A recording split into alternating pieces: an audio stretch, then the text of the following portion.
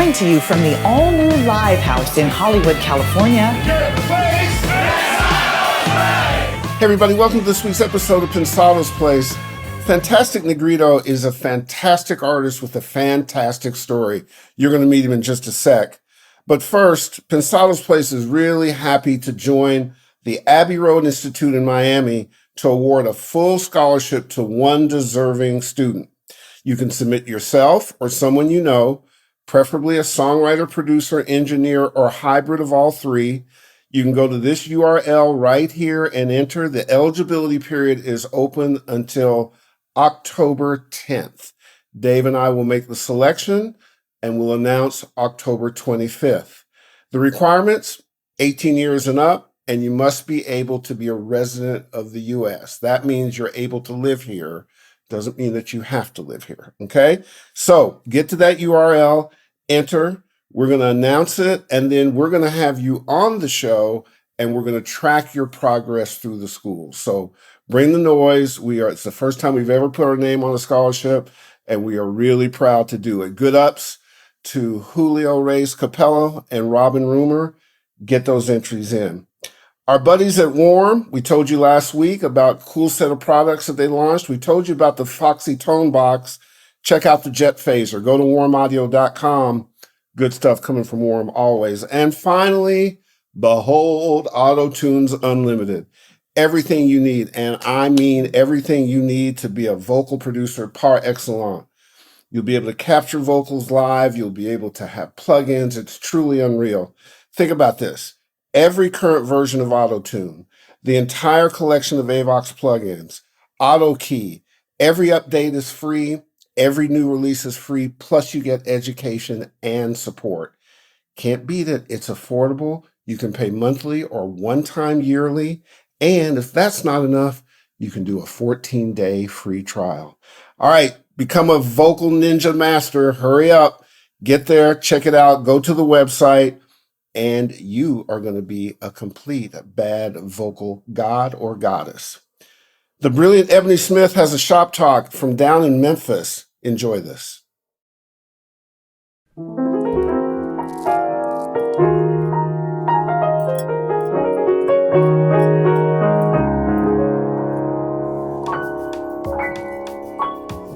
Hello, everybody. This is Shop Talk. I'm Ebonie Smith, and I'm coming live and direct from Memphis, Tennessee. Now, ordinarily, you could find me in New York City in the heart of Times Square at Atlantic Records, where I am the in-house engineer in their New York facility and studio operation. But today is actually quite special because I'm coming from Memphis, Tennessee, and I'm here actually at the legendary studio, For You Recording, Made in Memphis Entertainment, which is the home studio of the legendary David Porter, who's like my music industry godfather. He's just probably one of the smartest, most amazing, most energetic living legends that you'll ever get an opportunity to be around and to see. So I'm actually grateful that he lets me in here when I come home. So we're gonna take a look around these incredible facilities. And so, are you ready? Okay, so this is always typically in any studio. This is my favorite section, which is the console. And in this A room here at Made in Memphis Entertainment, they have an API AXS legacy console, which basically provides all the bells and whistles that you'd ever need to be able to do large scale multi-tracking recording. And as a tracking engineer, I love how API has this really slick design as far as how all of the channel strips are laid out. Actually, in New York City, I work on a 1608. So this is kind of like the big brother to that, the 1608 being a more smaller format console. But the sound is still the same, and the sound is absolutely incredible. So in this main room, this is 100% one of the best features in this room, in addition to some of the incredible outboard gear that they have. But yeah, API, you know I love you. I have a lot of good friends at API, so it's always great to come home and see that you guys are taking care of my people down here. I appreciate that very much.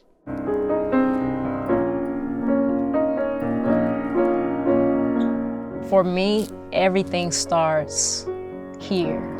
When I say here, I don't mean in front of the piano. I mean centered with respect to allowing music to move in a space, in an acoustic environment.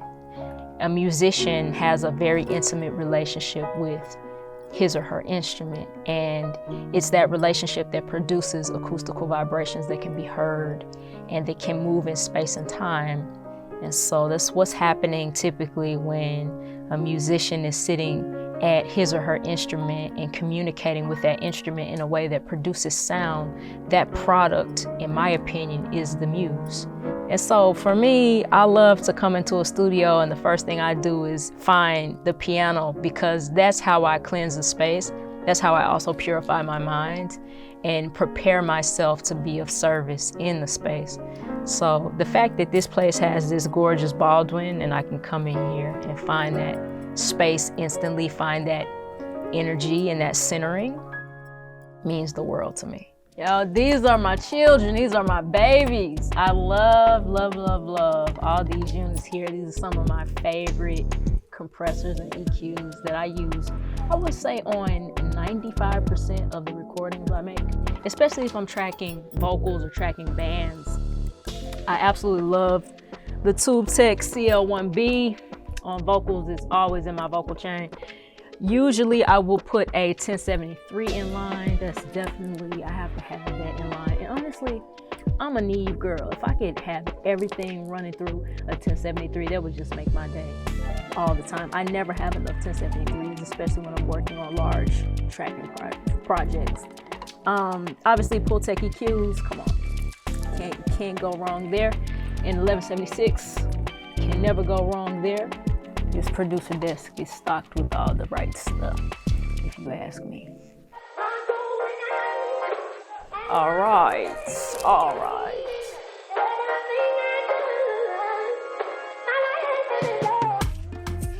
This is Studio B at Made in Memphis Entertainment.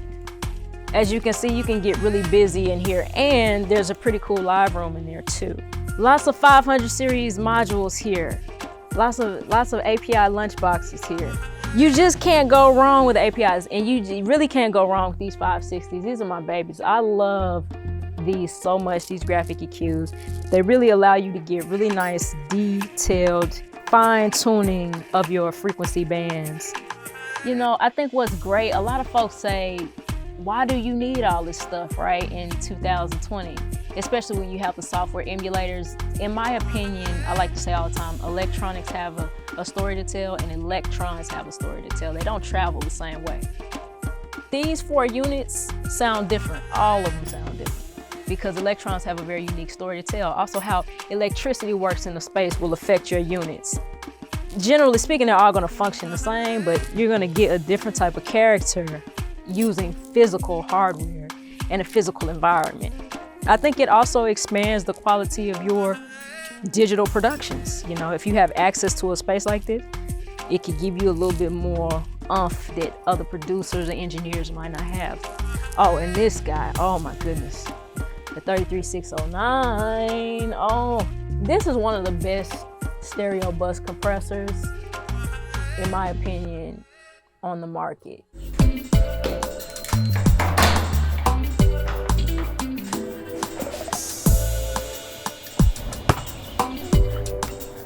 What's really great about this place is there's a basketball goal outside.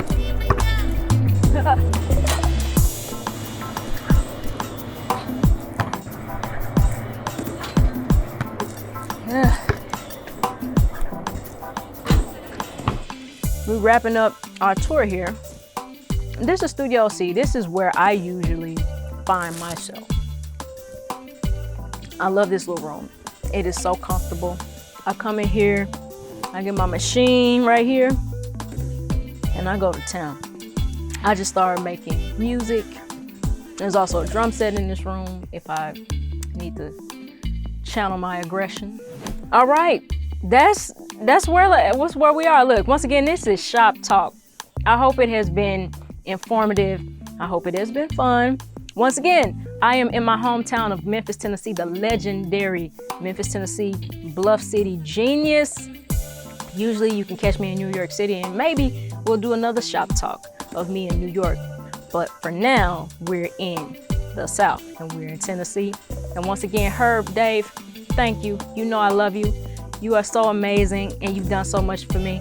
And I'm so thankful that you've chosen me to be your featured guest on Shop Talk. Till next time. So the story of Fantastic Negrito will inspire and motivate you. It inspired and motivated us. He's supremely talented, and he is absolutely true to his vision. Shout out to my man, Greg Shelson, for making it happen. Please meet the Fantastic Negrito. Hey, man. Hey, thanks for having me. Man, good to be here. It is such a pleasure. There's so many different places to start. One of them, I think, is just the incredibly rich musical heritage of Oakland, right? I mean, God. Unbelievable. I mean, look, you talk about Grateful Dead, Metallica, Tower of Power, Sheila E., Tony, Digital Underground, E40. The King. What about the King? Sly Stone.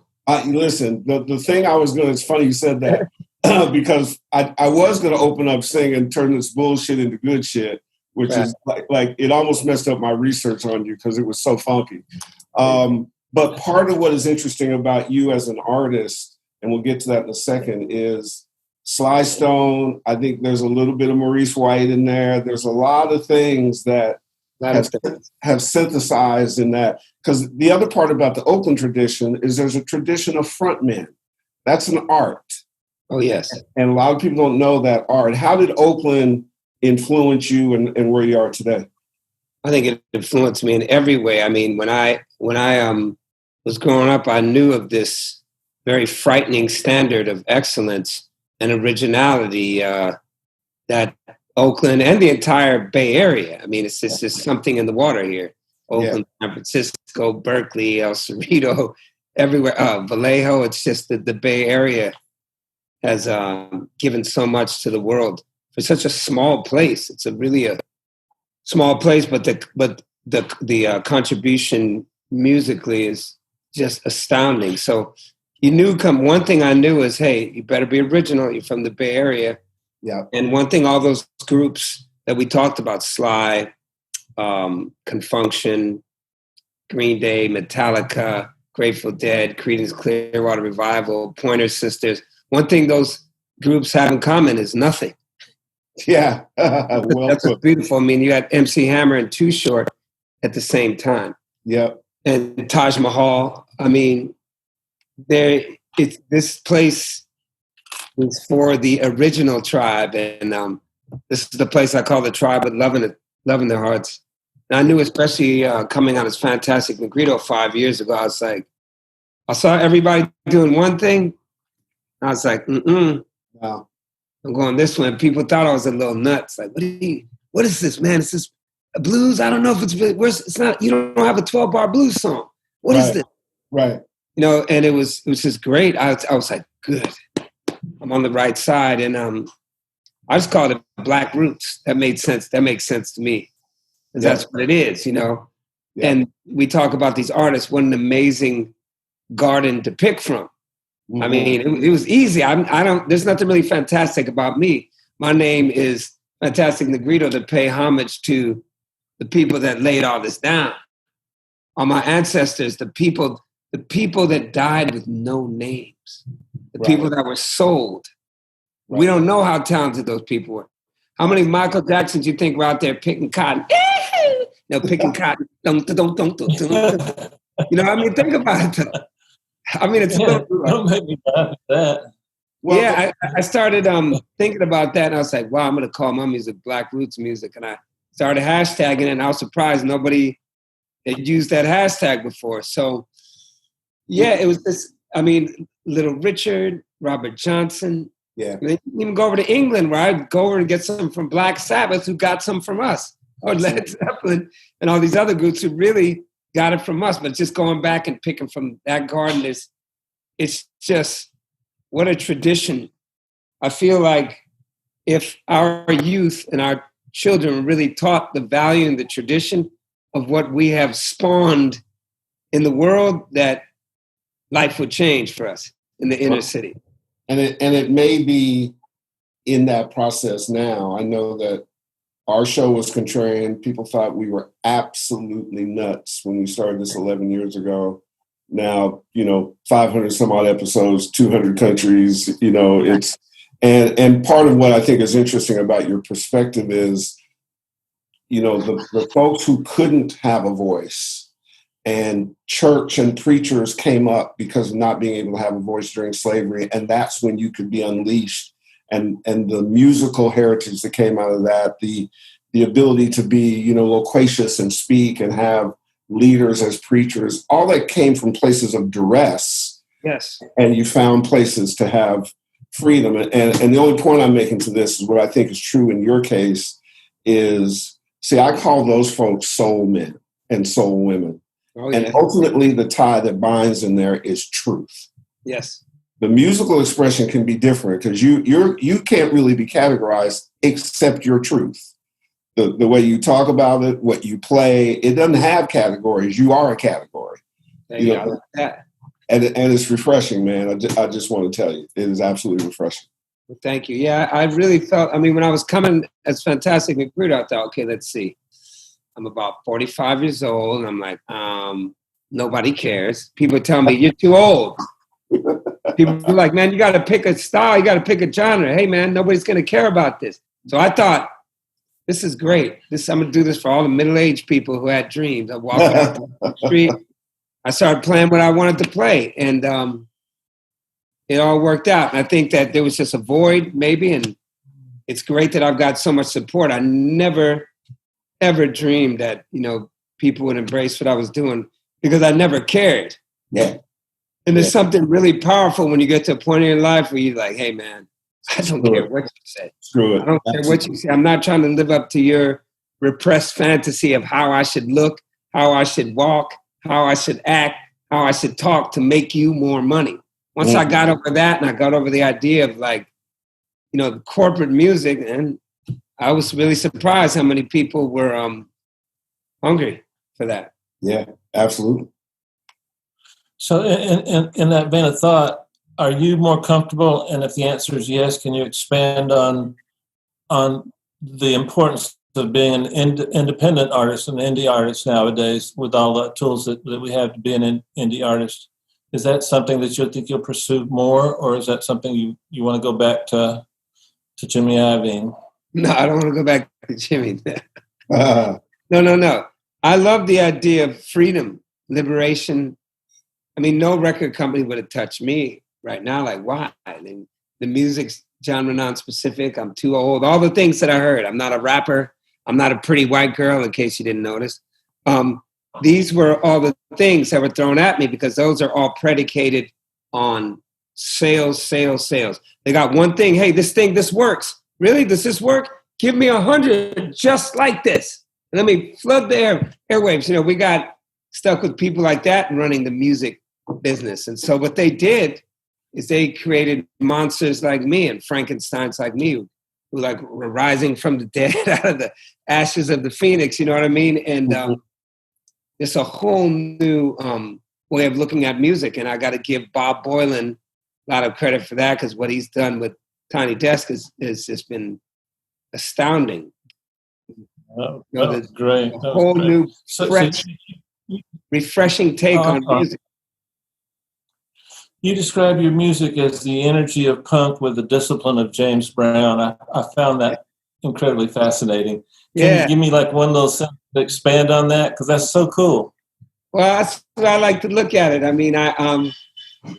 There's a punk rocker inside of me for sure. I was really heavy into the Afro-punk movement 15 years ago when we were all playing in basements, maybe 20 years ago. And, there's always an element of funk, rhythm, and groove in my music just because of my upbringing. But I always, so attracted to the counterculture idea of punk music. And I always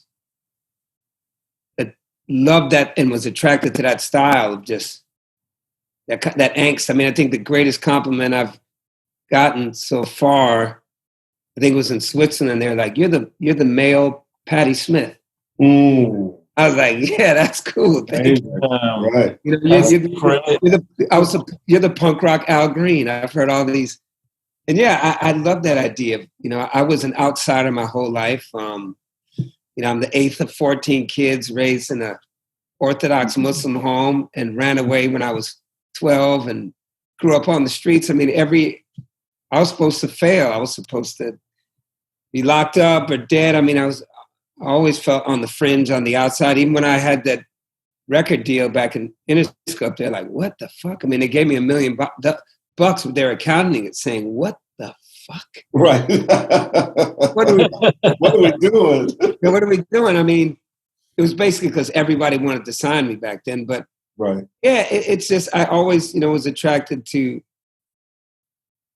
that energy. And I felt like blues musicians, especially the Delta, like to me, those are the first punk rockers. Absolutely. There was nothing more punk rock than a black man in the 1920s picking up a guitar and doing something everyone should be allowed to do, human expression. And ain't nothing more punk rock. And listen to Robert Johnson's lyrics. People talk about his playing, listen to his lyrics. I was going to say, they were telling the truth back then when it was dangerous to tell the truth. Yeah. Right. Exactly. Yeah. And nobody's more punk rock than Muddy Waters. I mean, look at these names. I mean, it's incredible. So I feel like, yeah, Little Richard. I mean, in the 50s, you know, was the first glam kind of femme dude, and it's in the 50s. Yeah, man. Absolutely. You know the hell he must have gotten? Oh my God. It just was. I feel like, you know, being black is punk rock kind of automatically, because it's like, oh shit. Look like that, you're in trouble. I have a bad joke, which I don't really do, but I tell folks all the time, you know, if I park in the handicap space, it's because of issues you might not understand. I might be wrong. It's real, yeah. It's real. And what's great, you know, the great thing now about that is that maybe we're talking in a way that we can include. I think a lot of our white brothers and sisters out there have joined us and have acknowledged that. Absolutely. And we got to cut them some slack and let them talk too. This thing is happening. Hey, man, it's like harmony. We got to sing this in harmony. It's going to be great. Absolutely. If we do it out of harmony, we're going to be back. You know, I can just time this thing. It'll be over. We'll be back to the same place. So let me ask you this. I think that I did a song called "The Suit That Won't Come Off," and that it says it. I was like, hey, man, I'm trying to tell y'all, suit won't come off. And you know, I'm not complaining about it, but there's a world that you and I live in that maybe people are starting to understand it. Yes. It's beautiful. Yeah, we've all had these moments in our life that are game changers. The car accident you went through. Yeah. To talk about that and the impact on you. First of all, let me just do this. That's what's left of my playing hand. Wow. I can't, you see this wrist? Right? Yeah, this don't move. Wow, dude. You know, these fingers move, these fingers don't really move. Wow. So I like to show people that because, you know, that's taking that bullshit, turning it into good shit. That's what I thought about. I was like, you know what? It's going to be harder now. It's going to be harder. Yeah. I want to play music.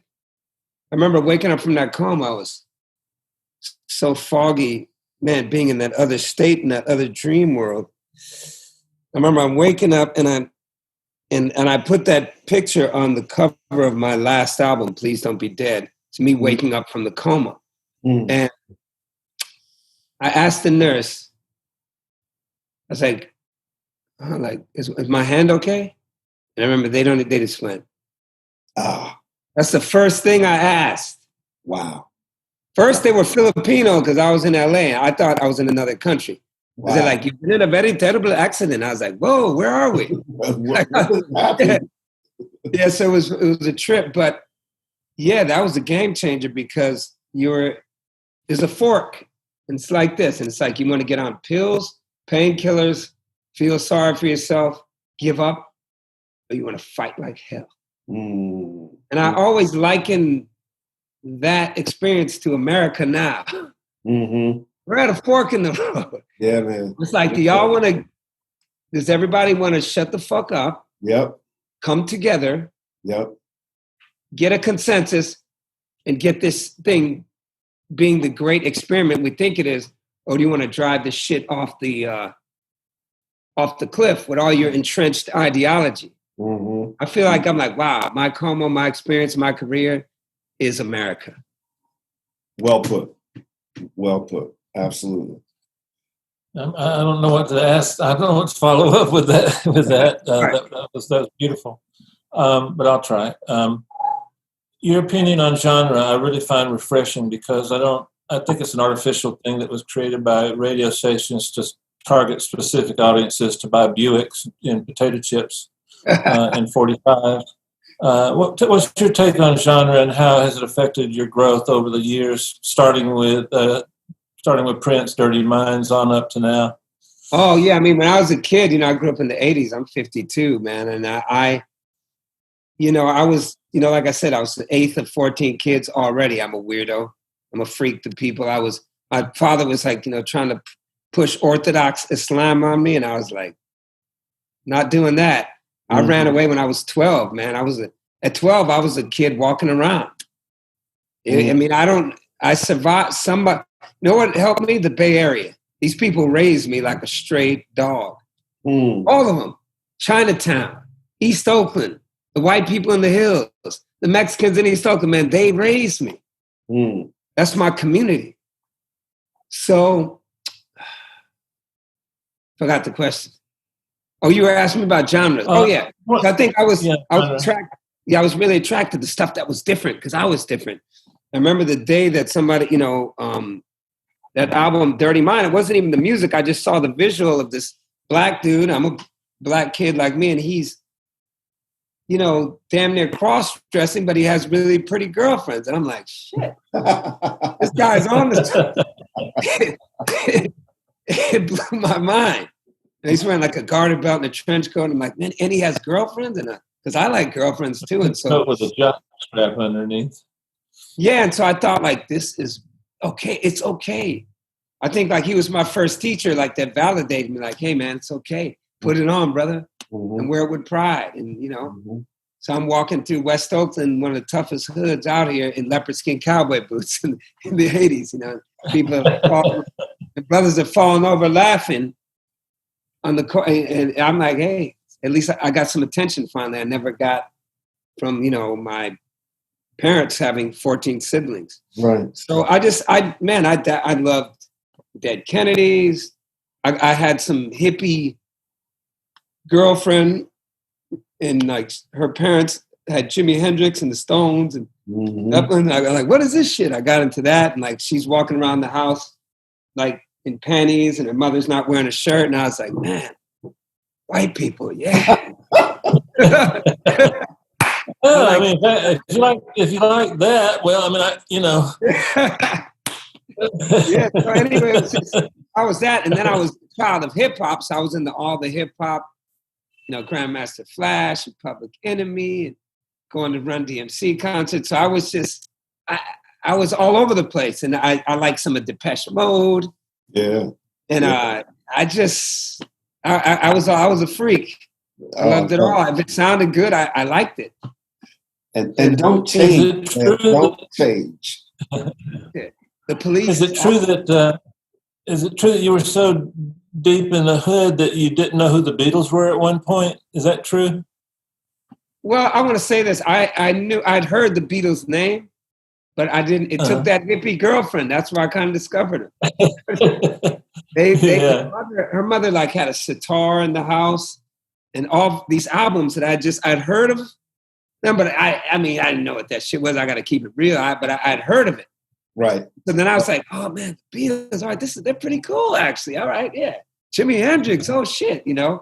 And it wasn't Jimi Hendrix was a brother, man. They was not playing Jimi Hendrix where I was growing up. It was not happening. So that was newsworthy.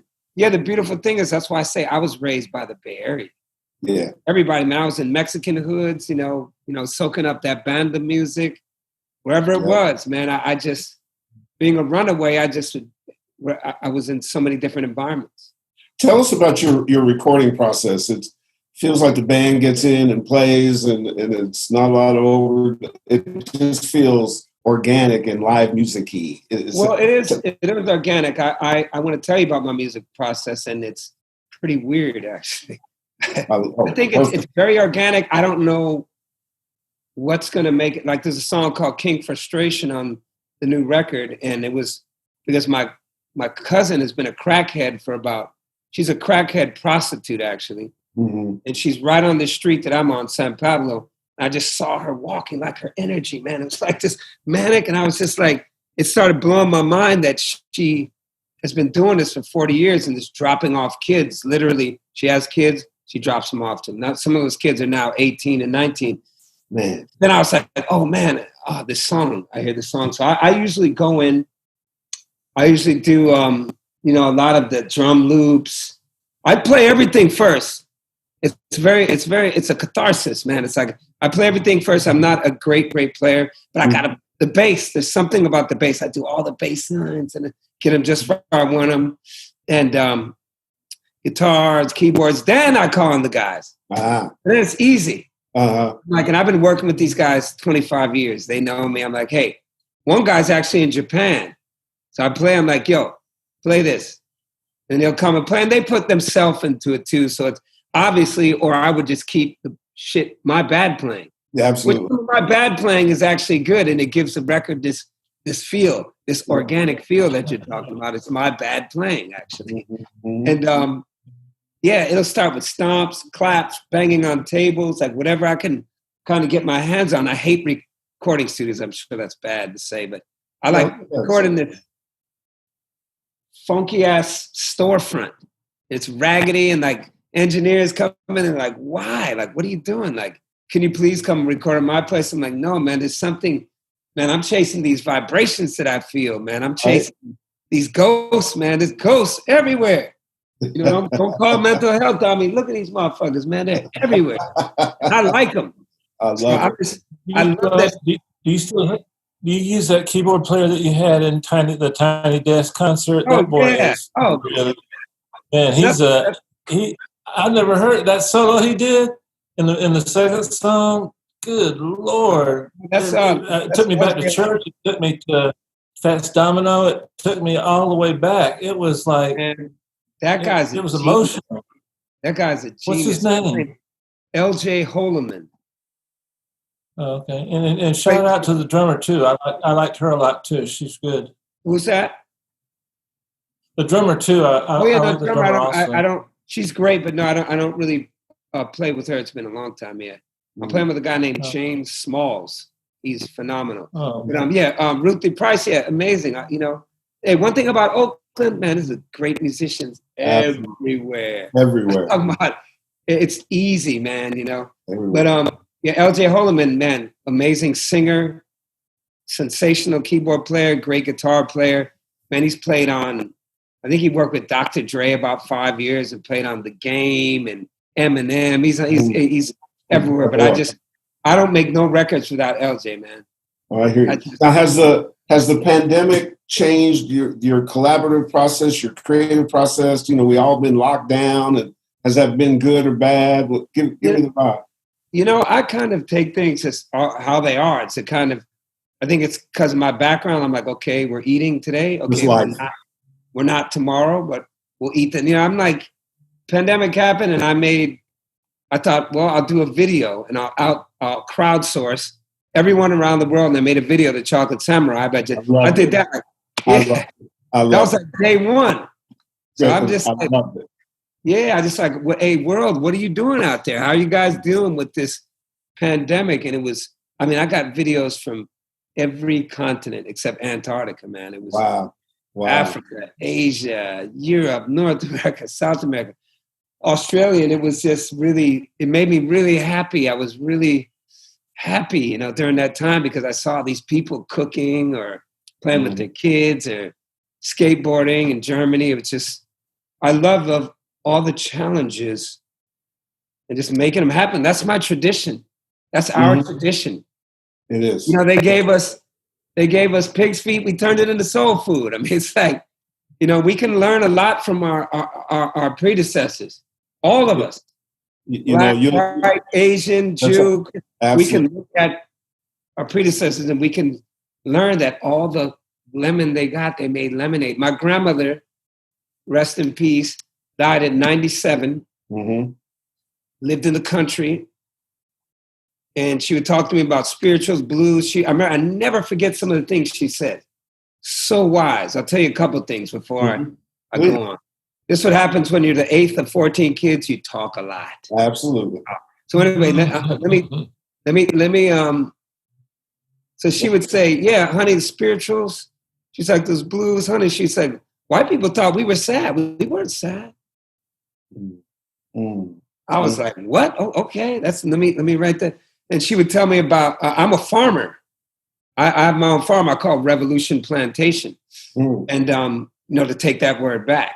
But she, now I would say, okay, I'm in the hot summer down there in Southern Virginia. It's hot as hell, man. So I just interview her. I was like, Grandma, how did you make it through Jim Crow in the 30s and all that? She was like, we didn't really have no problems because your grandfather and his relatives, your great-grandfather, we bought land. We had hogs. We had chickens. We had a farm. She was like, we didn't have to ask white folks or nothing. It was like, ding. I was like, you don't really hear that. You don't have to ask somebody, you're going to be all right. So anyway, I just want to give some respect to my grandmother. Yeah. But you went out and started a chicken and weed farm. That was pretty cool. It was mostly weed at that time. The chickens were for my neighbors. They'd be like, he has chickens. That's the Yeah, now it's all chickens, and I'm growing now tons of Swiss chard, lettuce, tomatoes, tons of squash, cucumbers, zucchini. Now it's a real farm, and I bring kids, and most of the kids are a lot of my relatives actually. I'm like, hey, soil traumatized us Black folks. Remember that? That shit is trauma. Y'all see that shit like, oh no. I'm like, we got to face our trauma. So a lot of my nephews who are getting into trouble, man, they're now farmers. They've been saved by the soil. That's fantastic. If you meet them, you're going to be scared. They got tats all up here and all that, but they're like, yeah, I built the greenhouse and shit. We growing these tomatoes and shit. Yeah, I mean, it's amazing. It is amazing, man, what nature, growing your garden, vegetables. Well, man, just take people away from all that violence. Yeah, absolutely. People imitate what's around them. If you're around stupid shit, guess what? You're going to do stupid shit. You're going to do stupid shit, so. Yeah. No. I love my farm. Yeah. I think part of what is important for our audience probably impacts your audience when you see that. I mean, look, as somebody who had your background, awoke from a coma, damaged hand, and so on and so forth, and to Grammys and Tiny Desk winners and concerts all over the world and respect and publicity and all kinds of things, stuff that you weren't necessarily going for. You were going for truth and being able to actually be rebellious in that you were going to be free and not held in by things, right? Right. Yeah. And part of what, during this pandemic, one of the things that's going on is that home recording has exploded. Online it's just gone nuts. And we're always encouraging people to free themselves from convention. Oh, yes. To take in all the other kinds of things and have that help inform you to find your place and your truth and speak to it. And it's critical to us. I mean, right? And that's why when our mutual friend Greg Shelton said, I damn near attacked him. I was like, oh, I got to have him on the show. Get him right away, because it's one thing when they see us doing it and we're lucky to have the guests that we have, the quality. But when they meet guys like you and folks that they've heard about and they see and they go, oh, wait, his experience is not that different from mine. Not at all. Right? Not at all, man. I always tell people, I'm just one of y'all, man. I was just standing out here and I decided to stop listening to negative ass people who said that I couldn't do stuff. That's all that I did. I mean, I can write some songs too, but I mean, I did do that. I shut them down because it's like you wake up sometimes, there's an army waiting for you to tell you like this. Nope. Yep. You can't do it. And a lot of people do that because they've been told they couldn't do it. So, yeah, I'm just one of y'all, man. I'm just a dude, a dad, unbearable sometimes, all the shit, a husband. I just decided to stand out there and go, I'm not coming back until I'm satisfied and I'm happy spiritually. And do your kids inspire you? Do your kids do they inspire you? My greatest teachers. Look, Yeah. I came back to this. I don't know if you guys know my story, but I quit for 5 years. Yep. I sold everything. So all you people who you've given up, it's still okay if you've given up. Right. I gave everything up. I said I was going to have some kids. Maybe I was going to try and be a polygamist, be a farmer. Like I had a whole list of shit I was going to do. I was going to start living. Fuck that. So I failed at being a polygamist. I failed.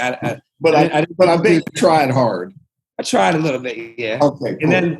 And then what happened was I became this farmer, sold all my equipment, all my roads, which I want back now, sold all that stuff. And then there was one guitar I couldn't sell. It was just sitting underneath the orange settee love seat in my newborn's room. Wow. One day, his mom leaves me alone with it. I'm just like, oh, shit. I'm a little nervous. First time dad. I'm like, you guys got kids? Yeah. Yeah, so I don't know if you remember that time, Wade, when you just like, oh, shit. Scary. He might break. So anyway, he's like, he could pull himself up on the crib, and he was like just crying and real sad. I made some daddy faces. Usually he'd laugh, but this time he wasn't laughing. Wow. So I kept looking around the room. This was about to change my life, and I saw that guitar. And that thing had just been sitting there. Nobody wanted that. Picked it up. Remember, I played a G major. Boom. This kid went like this. Wow. And I didn't know what to do. Wow. I got chills. I was like, whoa, what is this? I kept playing. I'm like, wow, he likes this. And I was thinking, I think I've been missing something. This is actually the language of humanity. This kid can't speak. This kid can only make noises. But man, he related to that guitar. Immediately. And so then from that day on, he became my teacher. And I didn't immediately jump back into the game, but I started slowly picking up that music again, walking towards it, thinking about, man, what am I going to tell this kid? I played music once and I quit. I started thinking about it. And I wasn't really writing songs at Beatles, so bring the Beatles back. I heard a Beatles song, Across the Universe. And I didn't really know it was a Beatles song because I hadn't got that deep into Beatles. This was like 6-7 years ago, maybe. Right. Years ago. And so I thought, wow, that's a really melodic song. Come to find out, the Beatles have a lot of melodic songs. So I was like, wow, I'm going to learn this. This is cool. Then I really got my Beatles, and now I know the difference between Lennon and McCartney. I know all that shit. I can talk to you about it now, but it was pretty amazing that I just played that song over and over again to get him to sleep. So what that was doing was getting me playing again. And then I make up more excuses. Oh, I'll play this just for him. But no way was I ever going to be a musician again. And so he just slowly brought me back to the point where I was decided to start playing again. I'd just go on the street with him. We just go out there and he's jumping around. I'm just playing. And it was just, they've been holding my hand the whole way. That when I wrote Honest Man, which was really the turning point, remember he was right there with his coloring book, like, like, this is cool, Dad. And so wow, the kids are great. They're teachers, man. What an amazing journey. Crazy, yeah. Yeah, for some people, I say this to some folks all the time. For some people, a pandemic is just Tuesday. Like you learn to live through shit, then you just live through shit. Right? What's Tuesday? What does that mean? What is Tuesday? Don't get into it because you have to live it to really understand it before we explain it. But what is fantastic about that is, and it's happened for us as well too, is that you find the new thing, you evolve, you adapt, you figure out how to live, and then you actually get better oftentimes. Right? Hey, think about it. All the great music came from suffering, man. Oh, absolutely. That's where it came from. People suffered, they expressed themselves. Same as comedy. Comedy too. Comes from suffering. Exactly. Yeah. Exactly. People wonder why are so many funny Jewish comedians. I mean, you know what I mean? Enough said. Yeah, exactly. What's the future, man? What are you feeling? You checking stuff off the bucket list? Well, I'm right now my record hasn't even dropped. Have You Lost Your Mind yet? That's going to drop next month. But I've been just putting out little videos. Did a collaboration with Tank from Tank and the Bangas. Oh, nice. Yeah, fellow NPR winners. That song is just on YouTube a lot now. So did a collaboration with E40.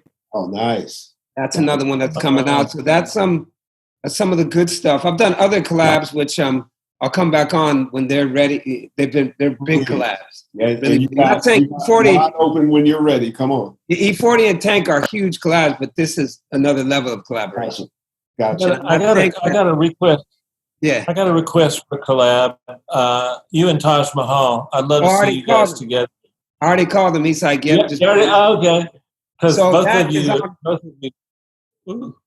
That's on the next record project I got. It's Taj, and I'll put it like this: every song that I've recorded, and I've recorded some of them, are with Hall of Fame, Rock and Roll Hall of Fame musicians. I'll put it like that. Oh man! One more request. You got to do that record with Jim Ed Brown, Taj's guitar player, and your keyboard player. You got to have both those two guys on the record. And absolutely. At your request, I'll talk to Taj. Yeah, I'm gonna definitely. I'll give you my word. I'll buy 10 copies. Yeah, Taj is just such a legend, such a teacher, so knowledgeable, scary almost. I'm almost scared to talk sometime around me. Very educated. He's so knowledgeable. Oh, he plays the whole diet. Really, let's give it up for who I should really give it up to. When I say Black Roots music, that's really Taj Mahal. Mm-hmm. Taj Mahal set the table for me because he was blues, stuff from Africa, Caribbean, soul, anything from the diaspora he was playing. So let me just give it up to the real fantastic Negrito, Taj Mahal. Absolutely. All right, so now that Dave has had 2 requests, I get 2 requests. Okay. And before Batter's Box, my 2 requests are pretty simple. At some point in time, I just want you, I'm sure you already done it, to write a song after you've listened to about an hour or 2 of Gil Scott-Heron. You want to know what's funny? I got a connection between those two. Really? Guess what? Taj Mahal is always, he goes, man, you like Gil Scott-Heron, man. That's all. You just know the Gil Scott-Heron. There you go. Mic drop. I saw Gil Scott. I saw him twice. Hold on, Dave. Hold on. Here's my second request. When you're appearing live, when that comes back, Phil or your team got to hook your boys up with some tickets. Anytime. Okay. I don't know you guys, but I feel like I've known you my life. You guys, this is great. There's just a vibe, brother. Yeah, that's all. It's just a vibe. Those vibrations, those ghosts. Absolutely. I saw Gil Scott live twice, and this was in the mid '70s. How was he live? It was game changing. That's back when he was doing What's the Word, Johannesburg. Yeah, that song. It was like that song. You could feel everybody in a 2,000 seat auditorium. I was doing live sound, and you could feel the love and the power of that song. Wow. And the other thing I remember is the gourd with all the little beads wrapped around it. The guy's doing this and tossing it. That percussion instrument. I went out and bought one, dropped it, and broke it. But I made one throw in the air and didn't catch it. But, how was that with live sound? How was that? Was that easy to mic and mix? It was a weird experience because I made a few mistakes because I couldn't stop listening to the players. The players were all mind-boggling, and the combination of those exact players and Gil Scott was.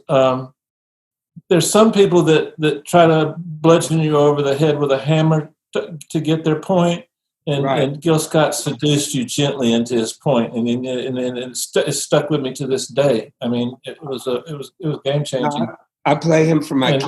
Him and Mtume. You don't hear his name anymore, but Mtume. Oh yeah, Mtume. Yeah, James Mtume. Mm-hmm. Exactly. Yeah. Wow. Now, here's the other thing that Oakland has in great tradition is amazing athletes. Oh yeah. Lots of sports teams, lots of stuff. So in our little batter's box sports analogy, Dave is the pitcher and you're the batter, and you can knock his block off, hit him directly off the mound. You can knock it out the park. You can do whatever you want because it's all your rules. So Dave just throws them up, and we actually like the guests to win. So we're pulling for you. Okay. No, you made that shit up. No. No, Dave, of course, I'm just saying that, of course. Dave, fire I got a guy with one good hand. Why can't I take advantage of it? Good grief. Come on. Bring the heat, baby. Bring the heat. All right. You ready? Here we go. Yes. Inspiration. The most important ingredient to life. Without inspiration, there's nothing. Boom. Guitar or piano? Depends on which day it is. And what she's Favorite wearing. key. That's the greatest answer yet. Yeah. I should just quit right now, right? Oakland athletes, man.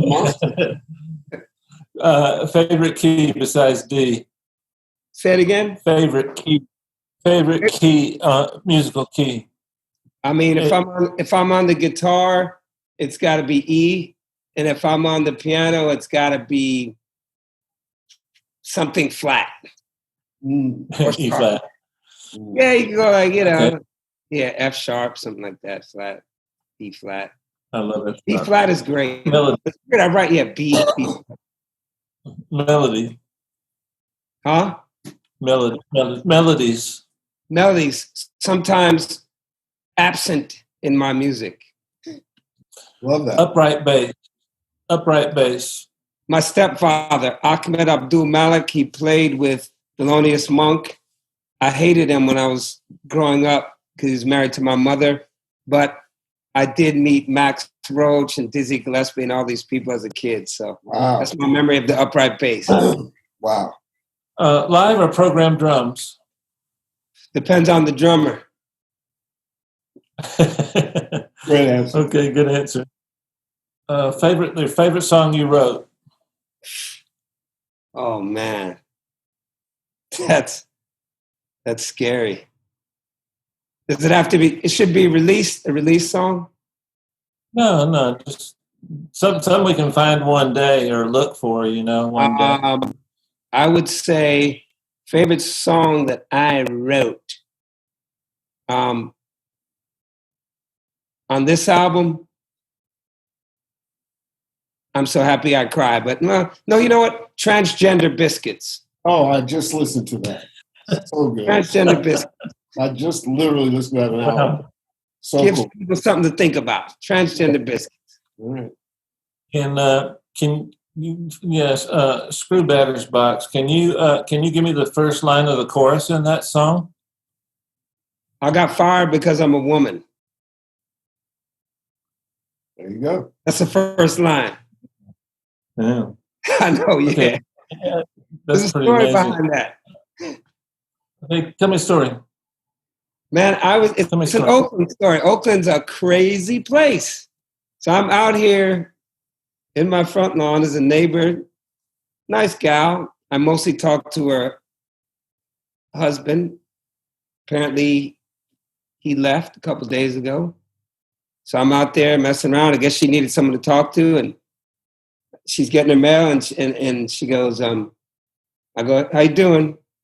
She's like, not good. I'm like, oh, okay. And she goes, I just lost my job too. And I was like, why? What happened? She goes, I got fired because I'm a woman. And I was like, wow. Someone starts off with that. It was just interesting to me, and I just ran with it. And I started just writing the song about, everyone that could be fired, whether they were and the song goes, I got, fired because I'm a woman. I got fired because I'm gay. I got fired because I'm a white man. I got fired because like every reason under, I got fired because I'm black. And I thought it's a perspective because it can be a cop out a lot of times, or it can be, discrimination. I don't know. So that's what I wrote the song. I mean, it could also be 6 different lawsuits. Yeah, it's yeah. Yeah, so it could be sometimes listen this thing. Give me a piece of gear that you regret selling the most. What piece of gear did you regret selling the most? Well, I'm sure I could get it again, my Fender Rhodes, because now I really want to play the Fender Rhodes again. And they're about $2,000, and I'm like, shit, I got a lot of kids. Okay, $2,000. Especially I'm not touring now. And right now, I'm writing a whole nother record in my head that I think I'm going to call Dinosaur Eggs. Yeah. Think about the connection to what I told you earlier. There's a lot of hints in there. Yeah. Anyway, so I'm just hearing like now I've never done Rhodes as Fantastic Negrito, so it's going to be a whole different sounding record. Now I don't have the damn Rhodes. So right now, man, why did I sell that? Well, we can make a call and find your Rhodes. So if you need, just hit your boys up. I'm hitting you up now. I need a Rhodes. Okay. All right. Let me know. We'll figure it out. Yeah, figure it out. I need one. Yeah, because I'm like, now I'm writing this whole other thing, Yeah. Before anyone's even heard Have You Lost Your Mind yet, people haven't heard it really yet, but that's how it is. I'm going to let Dave wrap it up, but let me just say this. Music should liberate you. And it is so wonderful to have an artist on who's liberated and shows that it really works and it makes sense and inspires others to do it and to show people that they can come from any place and achieve their dream if they focus on it. You gotta kind of do it for yourself, and then the other things come. Absolutely. Right? Don't. We always say, use technology. Don't let technology use you. Yes. And you sometimes have to apply that rule to yourself. Absolutely. Right? Do your thing. And so it is freeing for us to be able to present folks like you to folks around the world because it's so rare. And on top of that, to be enlightened musically and intellectually and to laugh and to feel a kinship, feel the vibes. Absolutely. Talk about the ghosts. Absolutely. I'm giving you a virtual pound, brother. I'm giving it back to you. And anytime you want to use this platform, feel free. Yeah, definitely. Dave, I'll come back with the next year with the new project. Absolutely. There's a lot of surprises on that one. Absolutely. Dave, wrap it up. Okay. As we were talking earlier about genre, and you heard Fantastic's answer, I think it was brilliant. I think genre, lately I've been ignoring it myself because it's so limiting, and why put boundaries on your creativity? Let your creativity have no boundaries, and in fact have it be worldwide, and get rid of this genre thing, and it's an old concept from radio, and just make music that comes from your heart. And live and die by that. And I think you'll find it's a lot more fun and you'll have a lot more success. Thanks, Fantastic, for bringing that up. We'll see you next time. Thanks so much, guys. Thanks for having me. Everybody be safe out there.